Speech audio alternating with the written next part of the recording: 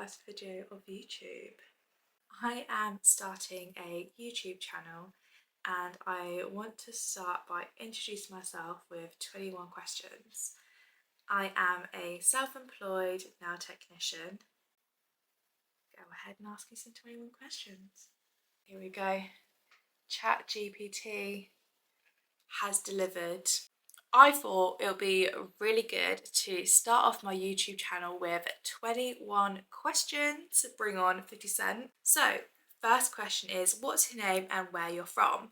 Which is probably a good one to start with. So, my name is Goda and I am actually from Lithuania. However, I am probably the most British Lithuanian you know. I am based in Reading, UK, which is just 25 minutes away from London. What inspired me to become a nail tech? It was actually in lockdown. I was in my 9 to 5 job. I was quite unhappy and very lonely. Lockdown happened in 2020 and I thought it'd be a good idea to get out of the house and learn something. So I always had a passion for nails. I always had my nails done and I felt like because I couldn't get them in lockdown, why do it myself?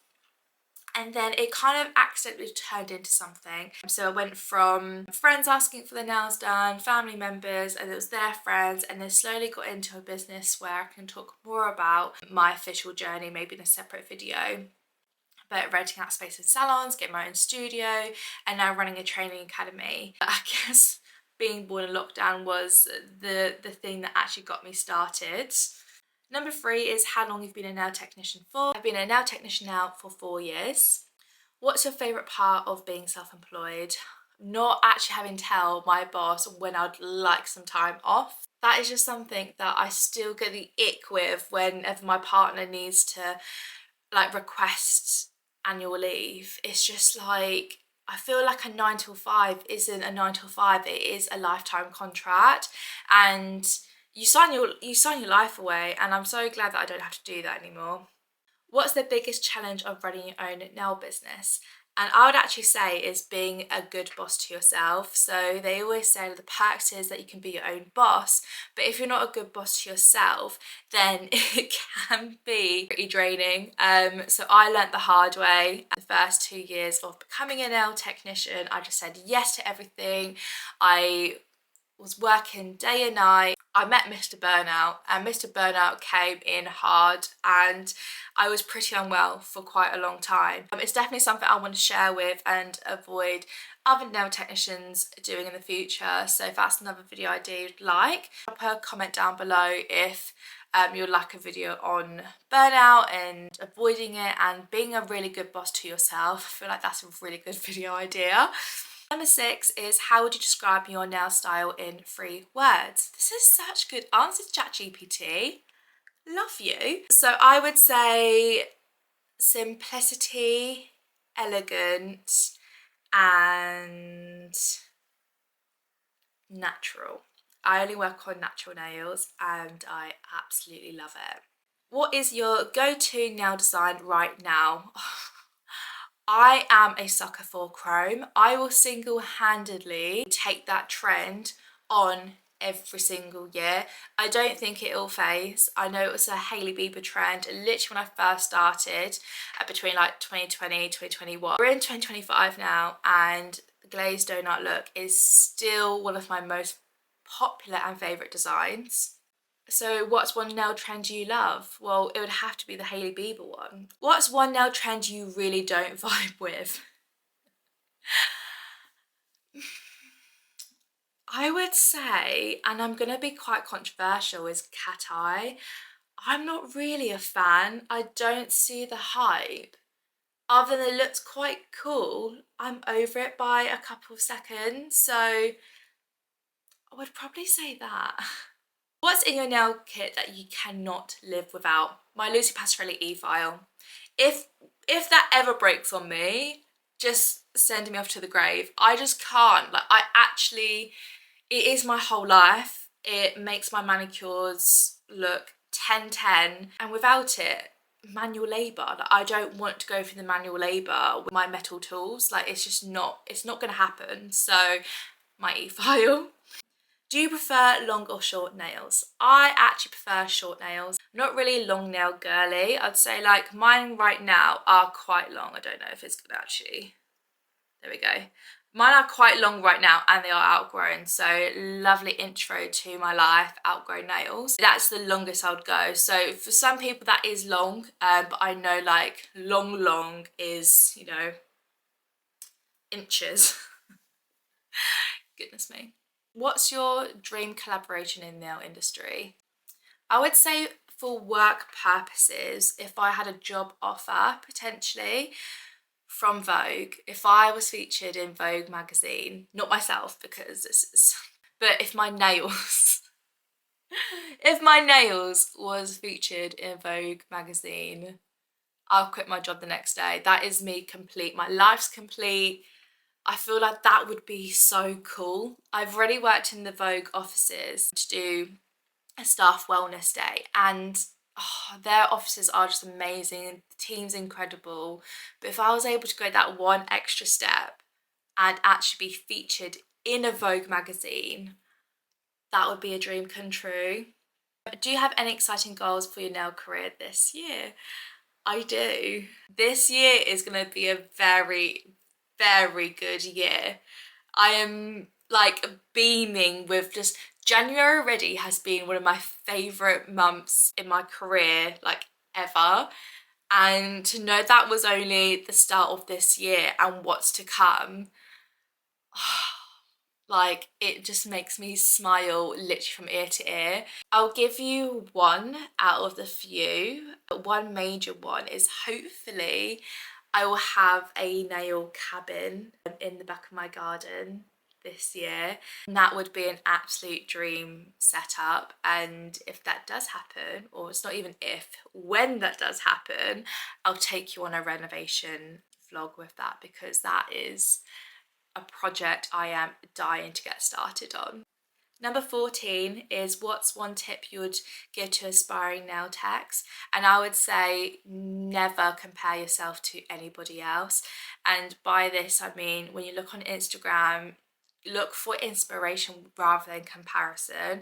I feel like it's so easy as nail techs looking through our For You pages or on our home pages on Instagram, for example. It's so easy to be like, oh, I wish I was like this person, or this person's prep is so good, like why isn't mine like that?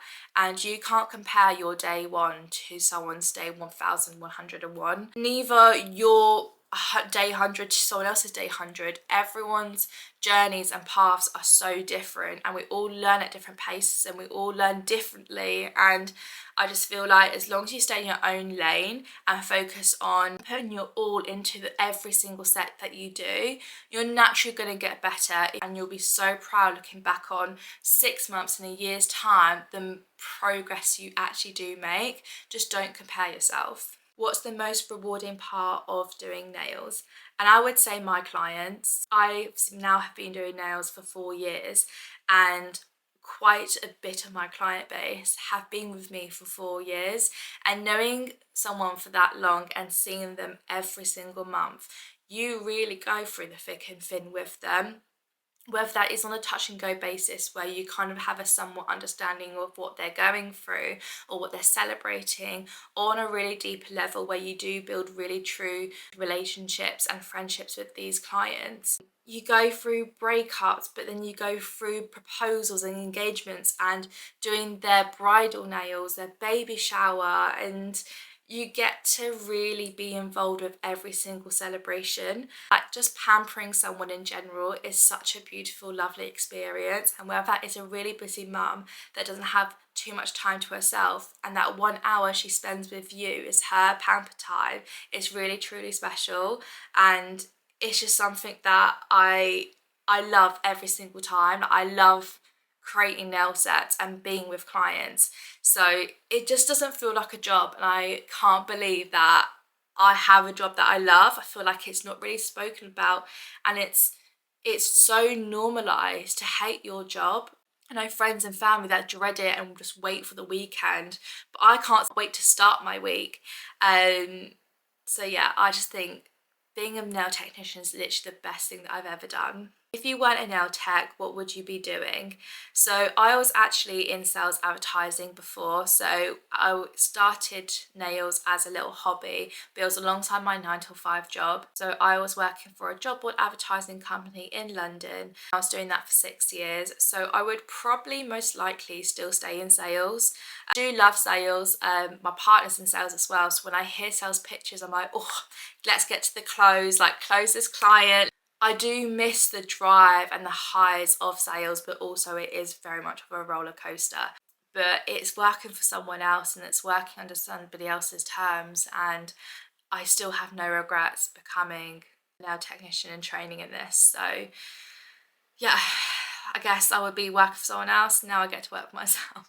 Number 17, what's something people don't realise about being a nail technician? And I would probably say it's wearing many hats. Now you hear this, but you don't really understand the depth of this.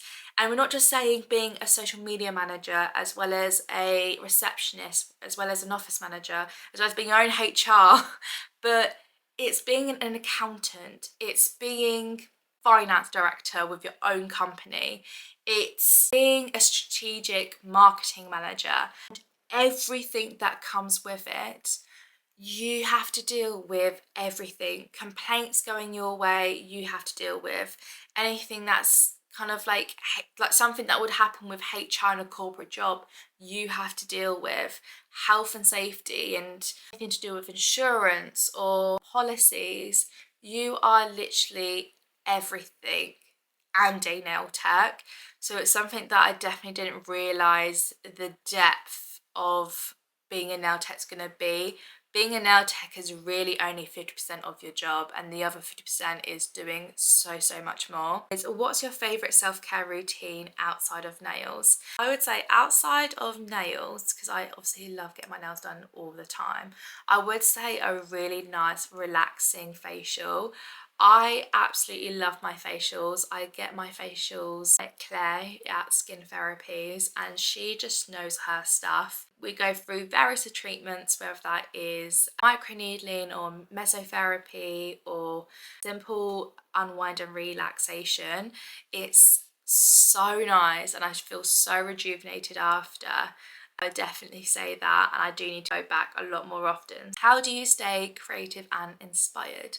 Now you definitely go through peaks and troughs with this, but I would say I have a genuine love and passion for nails. So if I'm not doing it, I'm watching it, whether that's on TikTok or Instagram.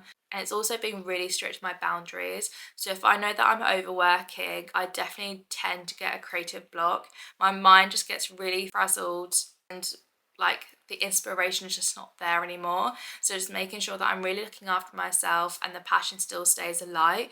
And if it's not that, even just attending an event in the nail industry, we're so blessed with so many lovely communities that you can attend, whether that is the Nail Tech org or Glossify community or whatever brand that you do use or you have an interest with. Most of them now do hold events. I feel like being with like-minded individuals, especially nail techs that share the same interests and the same day-to-day life, it definitely tends to inspire me and get my motivation back for sure. What can people expect from your YouTube channel? This is such a good question, and I would say this YouTube channel is for anybody. Whether you're a beginner nail tech, advanced, aspiring, or you just want to be nosy and see what a self-employed nail technician does on a day-to-day, this channel is for anybody that takes interest within nails and beauty. Whether that is, I'll do day in the lives, take you to events and fashion shows, take you like what I do typically on a day off, my monthly favourites. But if there's anything else you would like me to do, please drop me down some suggestions in the box below, because I know that there's not many nail technicians that have a YouTube channel out there. So I thought I would jump on board and see whether it is something that you would really like. I really crave long form content now. I go onto TikTok and I do not like the quick scrolling anymore. So it's something that like I really enjoy watching, and I would love to watch someone in a similar industry. So yeah, let me know. But this is for anybody, and because it is for you, then please let me know if there's anything you would like specifically in this YouTube channel. Right, last but not least is, what's one fun fact about you that people might not know? One fun fact. Why is it taking me like 5 minutes to think of this? Other than my work, which I find incredibly fun, I have quite a vanilla life. I would probably say that I have lived in Australia for 7 years, and I grew up there from the age of 6 to 13. I lived in Sydney, Australia. I absolutely loved it. I had the accent, I was a surfer girl, and I just miss it so, so much. It is definitely my aim before children to go back there and really visit it again and go to some other places in Australia that I haven't been to. I now watch maths cringing that I sound like that, but also I think it's really, really cool. Yeah, I'd say that I was an Aussie gal. So yeah. So that is 21 questions with me, Gelsbygoda. And like I mentioned throughout the video, if there are any particular videos you would like to see from me, please comment them down below. Don't forget to subscribe and also click the notification link so you know when I have uploaded a new YouTube video. My aim at the moment is to post 3 a month, so once every 10ish days, and I'm going to see how this goes. So you are my audience, I want your feedback. Let's have a chat down below, and yeah, I will see you next time. Bye!